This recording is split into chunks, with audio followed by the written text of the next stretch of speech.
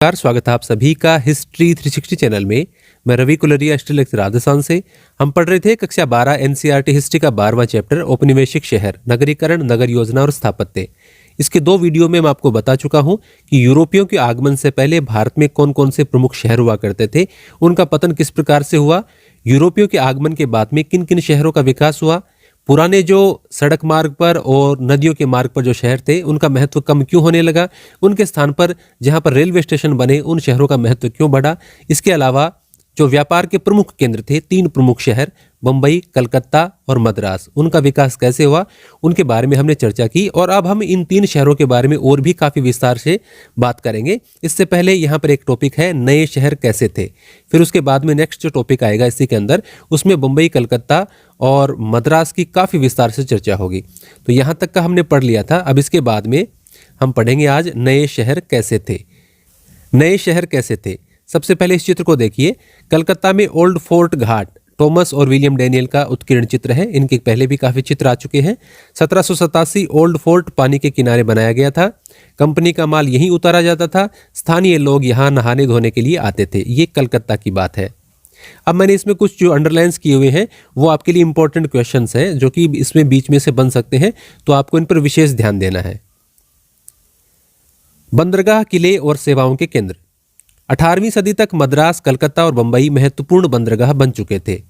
यहाँ जो आबादियां बसी वे चीजों के संग्रह के लिए काफी उपयोगी साबित हुई।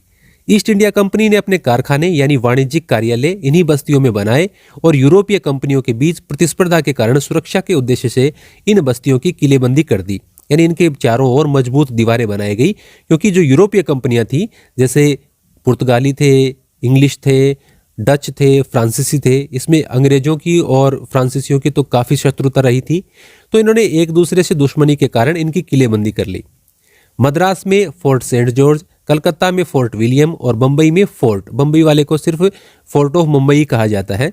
तो आपको ये फोर्ट सेंट जॉर्ज और फोर्ट विलियम नाम याद रखने हैं कि कौन सा किस शहर में है। जैसे छोटा क्वेश्चन ऐसे आ सकता है कि फोर्ट सेंट जॉर्ज का किला कौन से शहर में था, या फोर्ट विलियम कौन से शहर में। तो ये आपको मल्टीपल चॉइस क्वेश्चन जो आ सकते हैं उसमें याद रखना है, या एक नंबर के इस साल तो काफ़ी क्वेश्चन आने वाले हैं, तो उसमें आपको ये याद रखना है। ये इलाके ब्रिटिश आबादी के रूप में जाने जाते थे। यूरोपीय व्यापारियों के साथ लेन देन चलाने वाले भारतीय व्यापारी, कारीगर और कामगार इन किलों के बाहर अलग बस्तियों में रहते थे। यूरोपियों और भारतीयों के लिए शुरू से ही अलग अलग क्वार्टर बनाए गए। उस समय के लेखन में उन्हें व्हाइट टाउन और ब्लैक टाउन के नाम से उद्धृत किया जाता था। व्हाइट टाउन का मतलब गोरा शहर और ब्लैक टाउन का मतलब काला शहर, यानी जहां पर यूरोपीय निवास करते हैं उनको व्हाइट टाउन और जहां पर इंडियन निवास करते थे उनको ब्लैक टाउन कहा जाता था। राजनीतिक सत्ता अंग्रेजों के हाथ में आ जाने के बाद ये नस्ली फर्क और भी तीखा हो गया। राजनीतिक सत्ता कब से आने लगी उनके हाथ में? 1764 में बक्सर के युद्ध के बाद। तब उन्होंने और भी ज्यादा ये नस्ली फर्क दिखाना शुरू कर दिया और ऐसा शो करने लगे वो हर चीज में कि भारतीय उनसे निम्न नस्ल के लोग हैं। 19वीं सदी के मध्य में रेलवे के फैलते नेटवर्क ने इन शहरों को शेष भारत से जोड़ दिया। नतीजा यह हुआ कि जहां से कच्चा माल और मजदूर आते थे, ऐसे देहाती और दूर दराज इलाके भी इन बंदरगाह शहरों से गहरे तौर पर जुड़ने लगे। क्योंकि कच्चा माल निर्यात के लिए इन शहरों में आता था और सस्ते श्रम की कोई कमी नहीं थी, इसलिए वहीं कारखाने लगाना आसान था। यानी भारत के विभिन्न शहरों से इन प्रमुख शहरों के अंदर बंबई, कलकत्ता, मद्रास, यहाँ पर कच्चा माल आता था और उसको यूरोप की ओर भेजा जाता था और आसानी से सस्ता श्रम भी वहाँ पर उपलब्ध था और इसलिए उन शहरों में उन्होंने कारखाने लगाने भी शुरू कर दिए। 1850 के दशक के बाद भारतीय व्यापारियों और उद्यमियों ने बंबई में सूती कपड़ा मिलें लगाई। कलकत्ता के बाहरी इलाके में यूरोपियों के स्वामित्व वाली जूट मिलें खोली गई। जूट को इंग्लिश में भी जूट ही लिखते हैं, इस प्रकार से JUTE, दोबारा लिख देता हूँ मैं, JUTE, जूट। जैसे आपने जो बोरी, बोरे, सूतलियाँ देखी है ना, वो इसी से बनती हैं। 1850 के दशक के ये पढ़ लिया हमने। यह भारत में आधुनिक औद्योगिक विकास की शुरुआत थी। लेकिन फिर भी यदि आप इसमें बाद में देखेंगे तो आपको पता चलेगा कि बंबई, कलकत्ता और मद्रास औद्योगिक शहर नहीं है। यहाँ पर फैक्ट्रियाँ उतनी नहीं है। ये आयात निर्यात के तौर पर ही व्यापारिक केंद्रों के रूप में ही ज़्यादा काम में आए ये शहर। हालांकि कलकत्ता, बंबई और मद्रास इंग्लिश कारखानों के लिए कच्चा माल भेजते थे और पूंजीवाद जैसी आधुनिक आर्थिक ताकतों के बल पर मजबूती से सामने आ चुके थे, लेकिन उनकी अर्थव्यवस्था मुख्य रूप से फैक्ट्री उत्पादन पर आधारित नहीं थी। किसकी अर्थव्यवस्था? इन तीनों शहरों की अर्थव्यवस्था। इन शहरों की ज्यादातर कामकाजी आबादी उस श्रेणी में आती थी जिसे अर्थशास्त्री तृतीय क्षेत्र या सेवा क्षेत्र कहते हैं। जैसे आपने 10वीं में अर्थशास्त्र के जो चैप्टर्स थे उसमें पढ़ा होगा, प्राथमिक क्षेत्र, द्वितीय क्षेत्र, तृतीय क्षेत्र। जैसे कोई किसान फसल उगाता है खेत के अंदर, पशुपालन करता है, मत्स्य पालन है, वो सारा प्राथमिक क्षेत्र में आता है। जैसे कोई गन्ने की फसल उगाता है, कपास की फसल उगाता है, तो वो प्राथमिक क्षेत्र का काम हो गया। फिर उस गन्ने की फसल से गुड़ बनाना, चीनी बनाना या उस कपास से कपड़ा बनाना, वो द्वितीय क्षेत्र में आ जाता है। और फिर जैसे उस कपड़े को बेचना या उस प्रकार की फैक्ट्रियों के लिए वित्तीय सहायता के लिए कोई बैंक की जरूरत हो या बीमा कंपनी की जरूरत हो, तो इस प्रकार के जो काम करने वाले हैं वो तृतीय क्षेत्र में या सेवा क्षेत्र में आते हैं। विभिन्न प्रकार की नौकरियां, विभिन्न प्रकार की सेवाएं उपलब्ध करवाने वाली संस्थाएं, ये सभी सेवा क्षेत्र में आती हैं। तो ये तृतीय क्षेत्र होता है। तो ज़्यादातर जो कामकाजी आबादी है बम्बई, कलकत्ता और चेन्नई की, और उस समय का मद्रास आप कह सकते हैं, उनकी अधिकांश आबादी किस श्रेणी में आती थी? तृतीय श्रेणी में। ये जो तृतीय क्षेत्र है या सेवा क्षेत्र है उसके अंतर्गत आती थी। यदि औद्योगिक उत्पादन पर आधारित ज्यादा होता तो द्वितीय श्रेणी में। औद्योगिक उत्पादन किस में आता है? द्वितीय श्रेणी में आता है। यदि आपको फिर भी क्लियर नहीं हो तो आप मुझे कमेंट करके पूछ सकते हैं। 10th में बहुत इजीली इसको दिया गया है। उस समय यहाँ सही मायनों में केवल 2 औद्योगिक शहर थे। कौन कौन से? एक तो था कानपुर और दूसरा जमशेदपुर। दोनों किसके लिए प्रसिद्ध हैं वो भी दिया गया है। कानपुर में चमड़े की चीजें, ऊनी और सूती कपड़े बनते थे, जबकि जमशेदपुर स्टील उत्पादन के लिए विख्यात है। तो आपको याद रखना है कि स्टील उत्पादन के लिए कौन सा विख्यात था, चमड़े की चीजों के लिए और ऊनी और सूती कपड़ों के लिए कौन सा विख्यात था। या क्वेश्चन ऐसे भी आ सकता है कि यूरोपियों के समय में, या आप कह सकते हैं कि औपनिवेशिक काल में भारत के 2 प्रमुख औद्योगिक शहर कौन से थे। तो यदि आप उसमें बम्बई, कलकत्ता, चेन्नई लिखेंगे औद्योगिक पूछने पर, तो आपका जवाब गलत होगा। आपको वहां पर कानपुर और जमशेदपुर लिखना है। भारत कभी भी एक आधुनिक औद्योगिक देश नहीं बन पाया क्योंकि पक्षपातपूर्ण औपनिवेशिक नीतियों ने हमारे औद्योगिक विकास को आगे नहीं बढ़ने दिया। तो ये क्वेश्चन आपको 1 नंबर में भी मिल सकता है, 2 में भी मिल सकता है कि भारत औपनिवेशिक काल में एक आधुनिक औद्योगिक देश क्यों नहीं बन पाया? पक्षपातपूर्ण नीतियों के कारण। क्योंकि उन्होंने भारत से कच्चा माल प्राप्त करके, खासतौर से अंग्रेजों ने, और अंग्रेजी जो फैक्ट्रियां थी इंग्लैंड के अंदर, वहां पर माल तैयार करके मुनाफा कमाने पर जोर दिया और भारतीय उद्योगों को उन्होंने आगे बढ़ने से रोका। इसलिए भारत कभी भी आधुनिक औद्योगिक विकास में औपनिवेशिक काल में आगे नहीं बढ़ पाया। कलकत्ता, बंबई और मद्रास बड़े शहर तो बने, लेकिन इससे औपनिवेशिक भारत की समूची अर्थव्यवस्था में कोई नाटकीय इजाफा नहीं हुआ। इन शहरों का विकास जरूर हुआ, लेकिन समूचे भारत की यदि हम बात करें तो उसका विकास नहीं हुआ, उस पूरे भारत की अर्थव्यवस्था का विकास नहीं हो पाया। एक नया शहरी परिवेश। औपनिवेशिक शहर नए शासकों की वाणिज्यिक संस्कृति को प्रतिबिंबित करते थे। राजनीतिक सत्ता और संरक्षण भारतीय शासकों के स्थान पर ईस्ट इंडिया कंपनी के व्यापारियों के हाथों में जाने लगा। पुराने समय के जो भारतीय राजा और शासक हैं उनके स्थान पर सारा नियंत्रण अब ईस्ट इंडिया कंपनी के और उन्हीं के जो व्यापारी हैं उनके हाथों में जाने लगा। और ईस्ट इंडिया कंपनी खुद एक व्यापारिक कंपनी है, वो ज़्यादा से ज़्यादा लाभ कमाने की कोशिश में थी। दुभाषीय। दुभाषीय का मतलब क्या होता है? आगे दुबाश शब्द भी आएगा, उसका भी बारे में हम चर्चा करेंगे। दुभाषीय का मतलब जिनको, जैसे यहाँ पर अंग्रेजों की बात करें तो जिनको अंग्रेजी भी आती थी और भारत की लोकल लैंग्वेज भी आती थी, तो वो भारतीयों को अंग्रेजी समझा देते थे और भारतीयों की भाषा अंग्रेजों को समझा देते थे। तो एक दुभाषी के रूप में वो काम करते थे। बिचौलिए, व्यापारी और माल आपूर्तिकर्ता के रूप में काम करने वाले भारतीयों का भी इन शहरों में एक महत्वपूर्ण स्थान था। तो औपनिवेशिक शहरों में किस प्रकार के भारतीयों का महत्वपूर्ण स्थान था, तो उसमें आप इन 2 लाइन्स को लिख सकते हैं। समुद्र के किनारे आर्थिक गतिविधियों से गोदियों और घाटियों का विकास हुआ। गोदियों जैसे आपने होता है डॉकयार्ड होता है, जहां पर बंदरगाह किनारे जहां पर जहाज आकर खड़े होते हैं। समुद्र किनारे गोदाम, वाणिज्यिक कार्यालय, जहाजरानी उद्योग यानी जो समुद्री परिवहन से संबंधित है के लिए बीमा एजेंसियां, यातायात डिपो और बैंकिंग संस्थानों की स्थापना होने लगी। यानी जहां पर इन जो समुद्री जहाज है उनके खड़े करने के लिए स्थान है। बीमा एजेंसियों का मतलब है कि जैसे एक जहाज में करोड़ों रुपए का माल जा रहा है, यदि वो डूब जाए तो उस व्यापारी का बहुत ज़्यादा नुकसान हो सकता है। तो सभी प्रकार के जहाज़ों की यात्राओं के लिए क्या होता था? बीमा, यानी कुछ एक रकम चुकाकर और वो बीमा करवा लेते थे। तो यदि नुकसान भी होता था तो वो बीमा कंपनी भरपाई कर देती थी। जैसे आपने चाहे व्हीकल का बीमा हो, चाहे व्यक्तियों का पर्सनल बीमा हो, हेल्थ का बीमा हो, वो सभी इसी कॉन्सेप्ट पे काम करते हैं। अभी भी होते हैं ये बीमा, पहले भी होते थे। कंपनी के मुख्य प्रशासकीय कार्यालय समुद्र तट से दूर बनाए गए। कलकत्ता में स्थित राइटर्स बिल्डिंग इसी तरह का एक दफ्तर हुआ करती थी। तो क्वेश्चन आ सकता है कि राइटर्स बिल्डिंग कहाँ स्थित थी। यहाँ राइटर्स का आशय है क्लर्क, जो बाबू होते हैं, काम करते हैं, क्लेरिकल काम जो करते हैं। ये ब्रिटिश शासन में नौकरशाही के बढ़ते कदम का संकेत था। किले की चारदीवारी के आसपास यूरोपीय व्यापारियों और एजेंटों ने यूरोपीय शैली के महलनुमा मकान बना लिए थे। कुछ ने शहर की सीमा से सटे उप शहरी यानी सबर्ब इलाकों में बगीचा घर, गार्डन हाउस बना लिए थे। शासक वर्ग के लिए नस्ली विभेद पर आधारित क्लब, रेसकोर्स और रंगमंच भी बनाए गए थे, यानी यूरोपियों के लिए अलग थे, इसमें भारतीयों को प्रवेश नहीं मिलता था। तो ये इस प्रकार के क्लब उनके मनोरंजन के लिए, रेसकोर्स जहाँ पर घोड़ों की दौड़ वगैरह हुआ करती थी, और रंगमंच थिएटर जहाँ पर नाटकों का मंचन हुआ करता था। तो इस प्रकार के ये संस्थान भी वहाँ पर बना लिए गए थे। अब यहाँ पर हम एक ये चित्र देख लेते हैं। ये चित्र किसका, पहले आप चित्र को देखिए।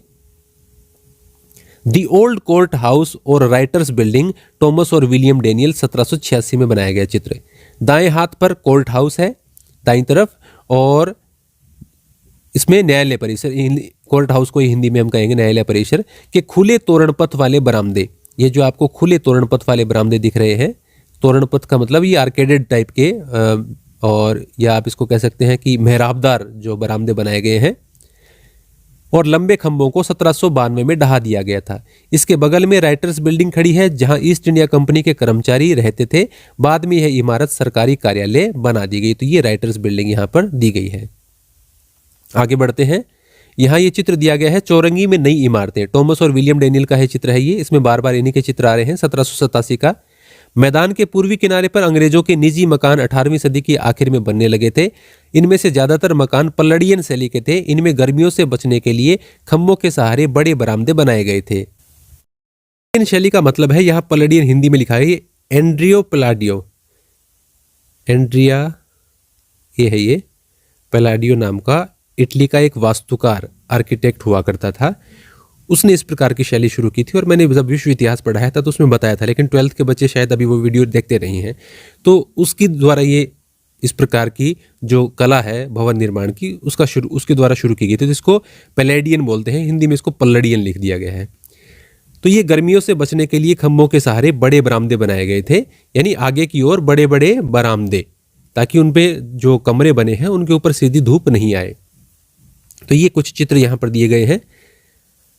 अमीर भारतीय एजेंटों और बिचौलियों ने बाजारों के आसपास ब्लैक टाउन में परंपरागत ढंग के दालानी मकान बनाए, कोर्टयार्ड जिसको बोलते हैं, दालानी मकान, जिसमें एक बड़ा सा आंगन होता है। वहां पर तीनों ओर तो मकान बने होते हैं और एक और काफी बड़ा आंगन होता है, खुला आंगन।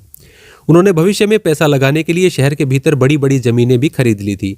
अपने अंग्रेज स्वामियों को प्रभावित करने के लिए वे त्योहारों के समय रंगीन दावतों का आयोजन करते थे। समाज में अपनी हैसियत साबित करने के लिए उन्होंने मंदिर भी बनाए, ताकि वो अपने भारतीय समाज के अंदर लोकप्रिय हों और उनकी हैसियत समझें लोग, या उनको थोड़ा सा कह सकते हैं आप सम्मान की दृष्टि से देखें। मजदूर वर्ग के लोग अपने यूरोपीय और भारतीय स्वामियों के लिए खानसामा, पालकी वाहक, गाड़ीवान, चौकीदार, पोर्टर और निर्माण व गोदी मजदूर के रूप में विभिन्न सेवाएं उपलब्ध करवाते थे। कौन कौन से काम? जैसे खानसामा का मतलब है उनके लिए भोजन बनाने वाले, उनके बावर्ची के रूप में। पालकी ढोने वाले यानी उनको बैठाकर उनकी पालकी ढोने वाले, पालकी तो आपने देखी ही होगी। गाड़ीवान है, चौकीदार है, पोर्टर का मतलब कुली आप मान सकते हैं, जो उनके लिए भार, उनके जो वजन है वो लेकर चले। और निर्माण और गोदी मजदूर के रूप में विभिन्न सेवाएं उपलब्ध करवाते थे। वे शहर के विभिन्न इलाकों में कच्ची झोपड़ियों में रहते थे। 19वीं सदी के मध्य में औपनिवेशिक शहर का स्वरूप और भी बदल गया। 1857 के विद्रोह के बाद भारत में अंग्रेजों का रवैया विद्रोह की लगातार आशंका से तय होने लगा था। उनको लगता था कि शहरों की और अच्छी तरह हिफाजत करना जरूरी है, क्योंकि 1857 की क्रांति के समय जब विद्रोह हो गया तो वापस उनको शहरों पर कब्जा करना या आक्रमण की स्थिति में शहरों को बचाना उनके लिए काफ़ी मुश्किल हो गया था। और अंग्रेजों को देशियों, नेटिव जो यहाँ के मूल निवासी हैं, उनके खतरे से दूर ज़्यादा सुरक्षित व पृथक बस्तियों में रहना चाहिए। यानी उन्होंने अब ये कोशिश कर दी 1857 के बाद में, क्योंकि 1857 की क्रांति के समय जब भारतीय सैनिकों ने विद्रोह किया तो बहुत से यूरोपियों के भी उसमें मार दिया गया था, अंग्रेजों को मारा गया था। तो उन्होंने कहा कि भविष्य में यदि ऐसा कोई विद्रोह हो तो अंग्रेजों की बस्ती अलग होनी चाहिए, सुरक्षित स्थान पर, न कि भारतीयों के बीच में। पुराने कस्बों के इर्द गिर्द चरागाहों और खेतों को साफ कर दिया गया। सिविल लाइंस के नाम से नए शहरी इलाके विकसित किए गए। आपने जो भी उस समय के यूरोपीय के शैली के शहर हैं जहाँ पर ब्रिटिश जो लोगों का डायरेक्ट शासन था, उन शहरों में आज भी आप देखेंगे तो सिविल लाइंस नाम के इलाके हैं। तो सिविल लाइंस किसके लिए बनाए गए थे? सिर्फ गोरों को बसाने के लिए। तो आपको याद रखना है कि सिविल लाइंस जो शहरी इलाके हैं वो किस लिए बनाए गए थे। छावनियों को भी सुरक्षित स्थानों के रूप में विकसित किया गया। छावनियों में यूरोपीय कमान के अंतर्गत भारतीय सैनिक तैनात किए जाते थे, यानी कैंट एरियाज बनाए गए और उन कैंट एरियाज में सेना को रखा जाता था। उसमें ज़्यादातर भारतीय सैनिक ही होते थे, लेकिन जो अफसर होते थे उनके सीनियर्स थे वो सारे के सारे वो यूरोपीय ही रखते थे। ये इलाके मुख्य रूप से मुख्य शहर से अलग लेकिन जुड़े हुए होते थे। चौड़ी सड़कों, बड़े बगीचों में बने बंगलों, बैरकों, परेड मैदान और चर्च आदि से लैस ये छावनियाँ यूरोपीय लोगों के लिए एक सुरक्षित आश्रय स्थल थी, क्योंकि वहाँ पर काफ़ी सुरक्षा व्यवस्था होती थी, हर समय फौज मौजूद रहती थी, तो इसलिए वो अपने आप को सुरक्षित महसूस करते थे। द मार्बल पैलेस, संगमरमर महल, ये कहाँ पर स्थित है? कलकत्ता में। तो इसका आपके नाम याद रखना है आपको कि द मार्बल पैलेस कहाँ स्थित है। फिर उसके बाद में चितपुर बाजार, चार्ल्स डी ओयली द्वारा बनाया गया एक चित्र यहाँ पर दिया गया है। चितपुर बाजार कोलकाता में ब्लैक टाउन और व्हाइट टाउन की सीमा पर स्थित था, यानी जहाँ पर ब्लैक टाउन शुरू होता है और व्हाइट टाउन खत्म होता है, या ये आप उल्टा भी कह सकते हैं इसका, वहाँ पर स्थित था। यहाँ विभिन्न प्रकार के मकानों को देखिए। एक तरफ अमीर जमींदार की ईंटों से बनी इमारत है और दूसरी तरफ फूस से बनी गरीबों की झोपड़ियाँ हैं। यहाँ देखिए एक आपको बड़ी इमारत यहाँ पर पक्का मकान भी दिख रहा होगा और ये कच्ची झोपड़ियाँ भी आपको दिख रही होंगी। तस्वीर में दिखाई दे रहे मंदिर को अंग्रेज ब्लैक पैगोडा कहते थे। ब्लैक पैगोडा, देखो वैसे तो ब्लैक पैगोडा जो कोणार्क का सूर्य मंदिर है पुरी उड़ीसा के पुरी के अंदर, उसको ब्लैक पैगोडा कहा जाता है। लेकिन वैसे पैगोडा एक जो बुद्धिस्ट संरचनाएं थी जो कि एशिया में प्रयुक्त होती थी, भवन निर्माण की एक डिजाइन है, उसको पैगोडा बोला जाता है। खासतौर से जो बुद्धिस्ट धर्म से, बौद्ध धर्म से जुड़ी हुई जो संरचनाएं होती थी उसको पैगोडा बोला जाता था। तो ये इसको अंग्रेज ब्लैक पैगोडा कहते थे। तस्वीर में दिखाई दे रहे मंदिर को अंग्रेज ब्लैक पैगोडा कहते थे, जिसका यहाँ रहने वाले गोविंद राम मित्तर नामक जमींदार ने निर्माण कराया था। तो इस ब्लैक पैगोडा मंदिर का निर्माण किसने करवाया था? गोविंद राम मित्तर ने। नस्ल पर आधारित भाषा के चलते नाम भी अक्सर शाही में रंगे होते थे। और ये आपको याद रखना है, ये वो सूर्य मंदिर जो कोणार्क वाला है ना, जिसको ब्लैक पैगोडा कहा जाता है, वो नहीं है, ये दूसरा है, ये कलकत्ता में है। तो यहाँ हम कहाँ पढ़ रहे थे, क्या लाइन थी ऊपर? तो जो छावनियां हैं वो यूरोपियों के लिए एक सुरक्षित आश्रय स्थल तो थी ही, भारतीय कस्बों की घनी और बेतरतीब बसावट के विपरीत व्यवस्थित शहरी जीवन का एक नमूना भी थी। यानी जहां पर वो अपने इलाके से खुले खुले और बड़े बड़े मकान बनवा लिया करते थे अपने रहने के लिए। अंग्रेजों की नज़र में काले इलाके न केवल अराजकता और हो हल्ले का केंद्र थे, वे गंदगी और बीमारी का स्रोत भी थे। काफ़ी समय तक अंग्रेजों की दिलचस्पी गोरों की आबादी में सफाई और स्वच्छता बनाए रखने तक ही सीमित थी, लेकिन जब हैजा और प्लेग जैसी महामारियां फैली और हजारों लोग मारे गए तो औपनिवेशिक अफसरों को स्वच्छता व सार्वजनिक स्वास्थ्य के लिए ज़्यादा कड़े कदम उठाने की जरूरत महसूस हुई। क्यों? क्योंकि उनको भय था कि कहीं ये बीमारियां ब्लैक टाउन से व्हाइट टाउन में भी न फैल जाएं। पहले तो वो क्या समझते थे कि अपने जो इलाके हैं जहाँ पर गोरे लोग रहते हैं उन्हीं की साफ सफाई रखें, उन्हीं में बढ़िया व्यवस्थाएं करें। लेकिन जब उनको ये लगा कि भारतीय लोग तो हमारे साथ ही काम करते हैं, हमको उनकी ज़रूरत रहती है, तो यदि उनके यहाँ पर बीमारियाँ फैलेंगी, संक्रामक बीमारियाँ, तो उससे हमें भी खतरा हो सकता है। तो उन्होंने भारतीय इलाकों में भी सफाई व्यवस्था पर ध्यान देना शुरू किया। 1860-70 के दशकों से साफ सफाई के बारे में कड़े प्रशासकीय उपाय लागू किए गए और भारतीय शहरों में निर्माण गतिविधियों पर अंकुश लगाया गया कि भाई ज़्यादा भीड़ भाड़ न बने शहरों के अंदर। लगभग इसी समय भूमिगत पाइप आधारित जलापूर्ति, यानी जमीन के अंदर पाइप डालकर घर घर पानी की आपूर्ति, पानी की निकासी और नाली व्यवस्था भी निर्मित की गई ताकि गंदा पानी शहर से बाहर निकल जाए और बीमारियां कम से कम फैले। इस प्रकार भारतीय शहरों को नियमित व नियंत्रित करने के लिए स्वच्छता निगरानी भी एक अहम तरीका बन गया। पहला हिल स्टेशन। छावनियों की तरह हिल स्टेशन, जो पहाड़ी इलाकों पर बसे हुए इलाके हैं, को भी औपनिवेशिक शहरी विकास का एक खास पहलू थी।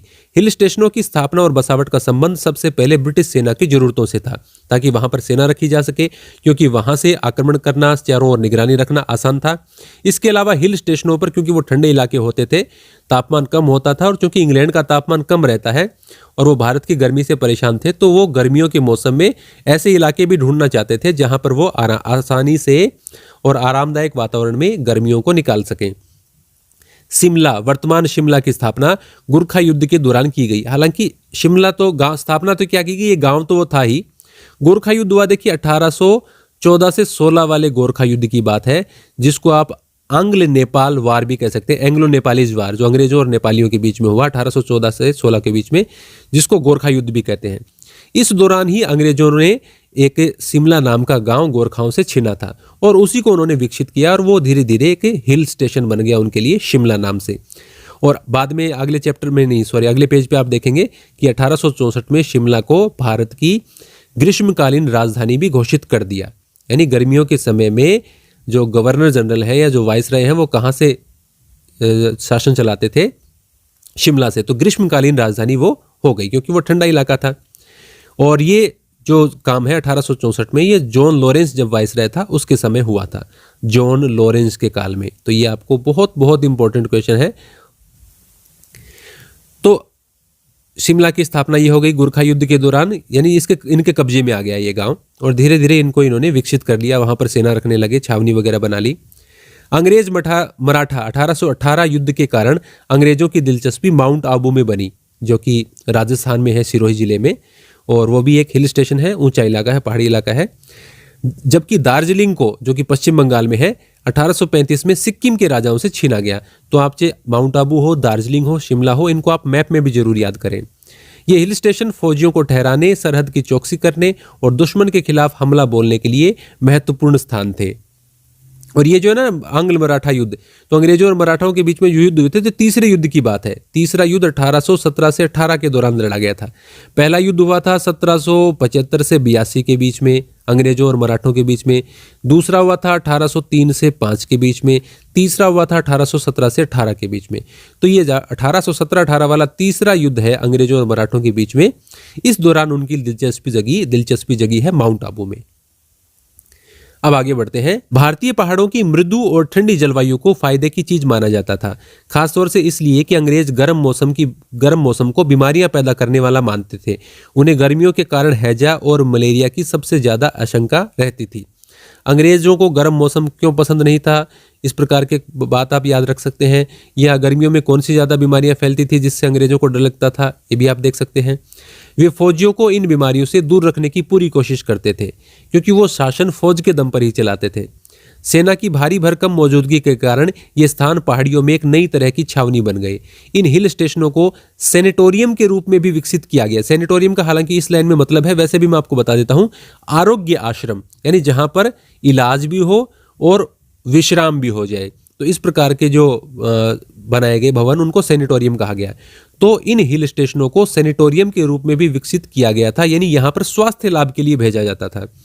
सिपाहियों को यहाँ विश्राम करने और इलाज कराने के लिए भेजा जाता था। क्योंकि हिल स्टेशनों की जलवायु यूरोप की ठंडी जलवायु से मिलती जुलती थी, इसलिए नए शासकों को वहाँ की आबो हवा काफ़ी लुभाती थी, वहाँ का वातावरण उन्हें काफ़ी लुभाता था। वायसराय अपने पूरे अमले के साथ हर साल गर्मियों में हिल स्टेशनों पर ही डेरा डाल लिया करते थे। 1864 में वायसराय जॉन लॉरेंस ने, ये आ गया, हाँ ये तो इंपॉर्टेंट है, अधिकृत रूप से अपनी काउंसिल शिमला में स्थानांतरित कर दी और इस तरह गर्म मौसम में राजधानियां बदलने के सिलसिले पर विराम लगा दिया और भारत में जो ग्रीष्मकालीन राजधानी है वो शिमला ही बना दी। तो 1864 में हुई। वायसराय कौन थे? John Lawrence. बहुत इंपॉर्टेंट क्वेश्चन है, चाहे कोई भी एग्जाम हो। इसके अलावा वायसराय तो है ही, शिमला भारतीय सेना के कमांडर इन चीफ, जो मुख्य सेनापति है, उसका भी अधिकृत आवास बन गया। उसका भी आवास कहाँ हो गया? शिमला में। शिमला के औपनिवेशिक मकान का एक चित्र यहाँ पर दिया गया है। यह सर जॉन मार्शल का आवास था। जॉन मार्शल आप याद करें, आपकी जो पहली बुक थी उसके पहले चैप्टर में जॉन मार्शल किस समय थे और उनका मोहनजोदड़ो और हड़प्पा की खुदाई से क्या संबंध था, वो याद करने की कोशिश करें। यदि आपको याद है तो आप कमेंट में लिखना। हिल स्टेशन ऐसे अंग्रेजों और यूरोपियनों के लिए भी आदर्श स्थान थे जो अपने घर जैसी मिलती जुलती बस्तियां बसाना चाहते थे। उनकी इमारतें यूरोपीय शैली की होती थी। अलग अलग मकानों के बाद एक दूसरे से कटे विला और बागों के बीच स्थित कॉटेज बनाए जाते थे। विला का मतलब जैसे ये रोमन साम्राज्य से नाम निकला है कि रोमन साम्राज्य में जो एक तो जो धनी लोग थे उनके शहर के अंदर मकान हुआ करते थे और एक वो शहर से बाहर बड़ा खुला मकान अपना रखते थे, उसको विला बोलते थे। वो खुले इलाके में बना हुआ उनका मकान। और कॉटेज का मतलब होता है कोई छोटा सा मकान या झोपड़ी वगैरह, उसको आप कॉटेज कहेंगे। एंग्लिकन चर्च, वैसे तो देखो इसकी काफ़ी डिटेल टर्म है, लेकिन जो रोमन कैथोलिक चर्च था रोम वाला, उससे धर्म सुधार आंदोलन के दौरान कैसे अलग अलग देशों में मार्टिन लूथर वाला जो जर्मनी से आंदोलन चला, धर्म सुधार आंदोलन, उसके दौरान विभिन्न देशों में प्रोटेस्टेंटवाद फैलता गया और वो अपने आप को रोमन कैथोलिक चर्च से अलग करते गए। और ऐसी ही कुछ परिस्थितियां बनी हेनरी 8वें के काल में, और फिर उसके बाद में जब उसकी एक बेटे ने और 2 बेटियों ने शासन किया, मैरी और एलिजाबेथ ने। तो फिर एंग्लिकन चर्च की वहाँ पर स्थापना होती है और पोप उसका प्रधान नहीं होता, उसका प्रधान इंग्लैंड का राजा और रानी हुआ करते थे। तो उसको एंग्लिकन चर्च बोलते हैं। बाकी में धर्म सुधार, आप मेरा जो वर्ल्ड हिस्ट्री का वीडियो होगा वो देख लेना। और शैक्षणिक संस्थान आंग्ल आदर्शों का प्रतिनिधित्व करते थे, जो अंग्रेजों के द्वारा ही चालू किए गए अंग्रेजी के स्कूल और उनके चर्च।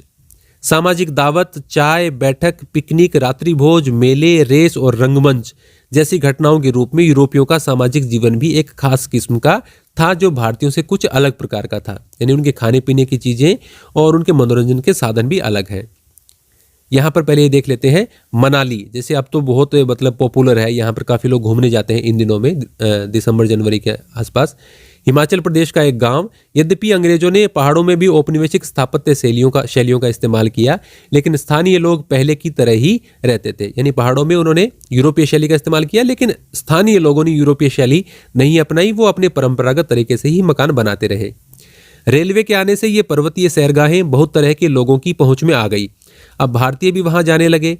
उच्च और मध्यम वर्गीय लोग, महाराजा, वकील और व्यापारी सैर सपाटे के लिए इन स्थानों पर जाने लगे, यानी घूमने के लिए। जैसे आज घूमते हैं ना शिमला मनाली, वैसे ही वहां उन्हें शासक यूरोपीय अभिजन के निकट होने का संतोष मिलता था, क्योंकि शासक उस समय कौन है? यूरोपियंस।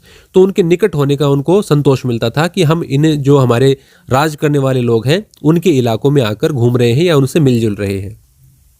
हिल स्टेशन औपनिवेशिक, मैं हर बार क्या बोल रहा हूं मैं, हिल स्टेशन औपनिवेशिक अर्थव्यवस्था के लिए भी महत्वपूर्ण थे। इनके पास के इलाकों में चाय और कॉफी बागानों की स्थापना से मैदानी इलाकों से बड़ी संख्या में मजदूर वहां पर आने लगे। खासतौर से हम एक हिल स्टेशन की बात करें, दार्जिलिंग की, तो इंपॉर्टेंट हिल स्टेशन था और अपनी चाय के बागानों के लिए खूब प्रसिद्ध था, आज भी है। इसका नतीजा यह हुआ कि अब हिल स्टेशन केवल यूरोपीय लोगों की ही सैरगाह नहीं रह गए थे, भारत के लोग भी वहां पर घूमने फिरने जाते थे और वहां पर बस रहे थे। नए शहरों में सामाजिक जीवन। पहले चित्र देख लेते हैं। कलकत्ता में एक सड़क पर चलती ट्रोम गाड़ियां, जिसमें 1 या 2 जो डिब्बे हुआ करते थे, ये देखिए आप, बाजार के बीचों बीच से गुजरती हुई। साधारण भारतीय आबादी के लिए नए शहर दांतों तले उंगली दबा लेने का अनुभव थे। वहां जिंदगी हमेशा दौड़ती भागती सी दिखाई देती थी। वहां चरम संपन्नता और गहन गरीबी दोनों के दर्शन एक साथ होते थे। आजकल तो देखिए आप हर प्रकार की चीजें टीवी में, मोबाइल में, कंप्यूटर में देख लेते हैं, लेकिन पहले उस काल में जब गांव के लोग अचानक शहर में इस प्रकार से मोटर गाड़ियां, ट्रोम गाड़ियां चलते हुए देखते थे, तो वो मतलब एक तरह से दांतों तले उंगली दबा लेते थे। आधुनिक तौर के जो लोग हैं, उनके कपड़े हैं, उनके रहन सहन का तरीका देखकर वो आश्चर्यचकित रह जाते थे।